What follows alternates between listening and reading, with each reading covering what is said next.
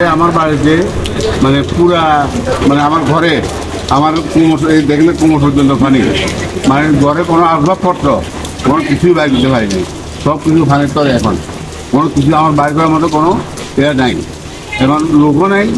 মানে আমি জিনিস বাইর করেছি, আমার ফ্রিজ আর টিভি, তারপর বিছনা খাট পালং যা আছে সব ইত্যাদি গত বছর একবার নষ্ট হয়েছে, আবার যা ফ্যাক্টরি রয়েছে এখন আবার সব আবার ধ্বংস হয়ে গেছে।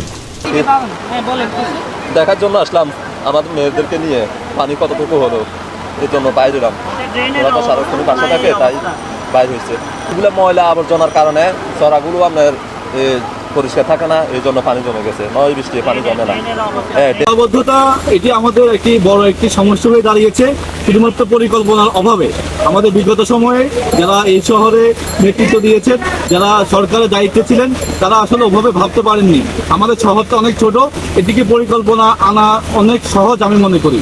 তো এই পর্যায়ে এসে এখন সময় ক্ষেপণ না করে সময় হয়েছে যে একটি সুন্দর পরিকল্পনার মাধ্যমে, একটি সিস্টেমেটিক ড্রেনেজ সিস্টেমের মাধ্যমে আমরা চাইলে এই যে জলাবদ্ধতা, এই যে অল্পতে পানি উঠে যাওয়া, বিশেষ করে আমাদের এসএসকে রোড, আমাদের কলেজ রোড, আমাদের বড় বড় যে ভালো সড়কগুলো রয়েছে, সেগুলো পানিতে তলিয়ে যায় মূলত আমাদের ড্রেনেজ সিস্টেমের সমস্যার কারণে।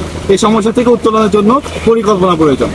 ফেনী শহরের জলাবদ্ধতার অন্যতম কারণই হচ্ছে এই ড্রেনেজ ব্যবস্থার যে অপর্যাপ্ত ড্রেনেজ সিস্টেম এবং এই ড্রেনেজগুলির যে আউটফল সেগুলি পরিষ্কার না থাকা। তো আমাদের ক্যাচমেন্টে আমরা এই আউটফলগুলি আমরা পরিষ্কার করে দিয়েছি, কিন্তু এগুলি ভাটির দিকে আরও পরিষ্কার করে দিতে হবে এবং ছোট ছোট ড্রেন যেগুলি আছে এগুলোর ক্যাপাসিটি বৃদ্ধি করে এটি করতে হবে। আর আমাদের পৌরসভার পক্ষ থেকে যে পরিকল্পনা, সেটি হচ্ছে টোটাল শহরের জন্য একটি ড্রেনেজ প্ল্যান আমরা তৈরি করছি। এটি করা হলে আমাদের যে বর্তমানে দুইটি বড় প্রকল্প হচ্ছে, একটা হচ্ছে resilient urban and territorial development project RUTDP, এবং আরেকটি প্রকল্প আমাদের এখানে এসেছে, সেটা হচ্ছে নোডাল সিটি প্রকল্প। এটির আওতায় আমরা বড় বড় ড্রেন তৈরি করব এবং ড্রেনের মধ্যে আন্তঃসংযোগ আমরা করে দেব।